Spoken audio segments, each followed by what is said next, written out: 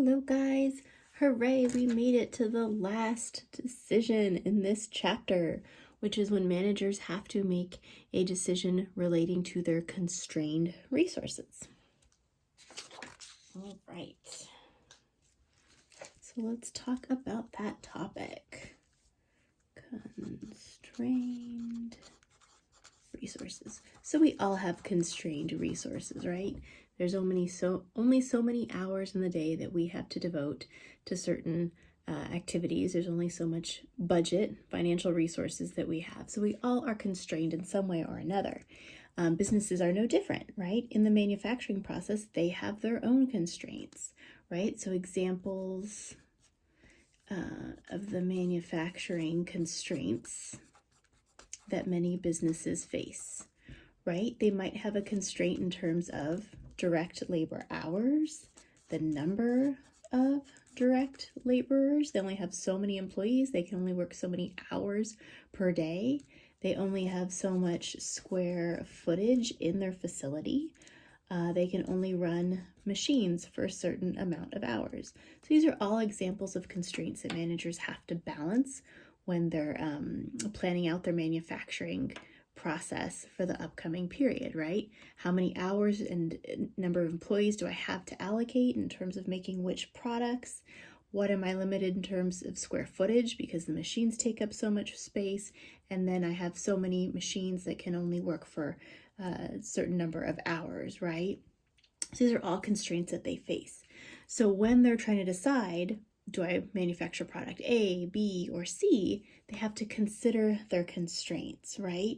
And so when they have that trade-off, if maybe they only have enough direct labor hours to make either product A, B, or C, they have to pick. So what are they going to look at? So we might guess contribution margin per unit, right? Maybe that's a good place to start. But you're going to see from reading the chapter that this, if we just consider contribution margin per unit, we're not considering the manufacturing time, right? How much they use each one of these constrained resources. So the best measure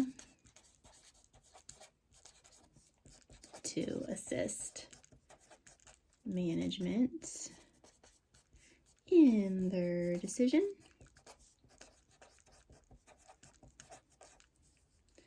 when limited by constraints. So it's not going to be to look at the contribution margin per unit. It's not going to be to look at profit margin, net income. It's going to be to look at contribution margin per, make sure I use the same word as in the book, per production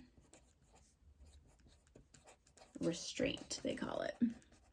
Different books will call it different things.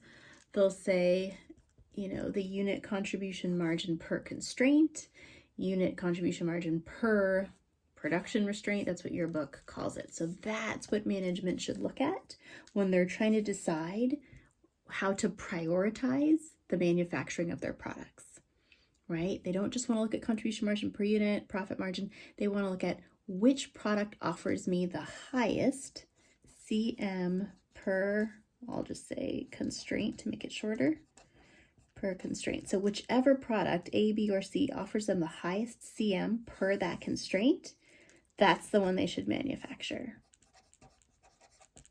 right? Assuming that there's demand for it, it's going to lead to the higher profit, the most positive effect on the bottom line.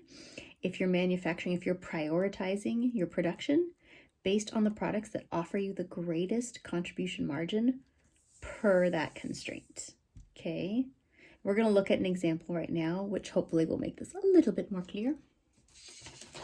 All right, so this one's from your book. This is on page 538. So here's an example, okay? Wood World Inc. produces wooden desks, chairs, and bookcases. So it produces product A, B, and C, so different products, right? These items are produced using the same machine. So it looks like we have a constraint. We have one set of machines, right? And we have 3 different products that we make with those machines. How do we prioritize what gets made first? All right, so we have a maximum of 80,000 machine hours available during the year.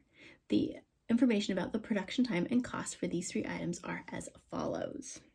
Okay, I'll actually continue this example in the next video. I just don't want this one to go too long. So this gives you a chance to look up this example on page 538 if you would like to, and then we'll work out the details in the next video.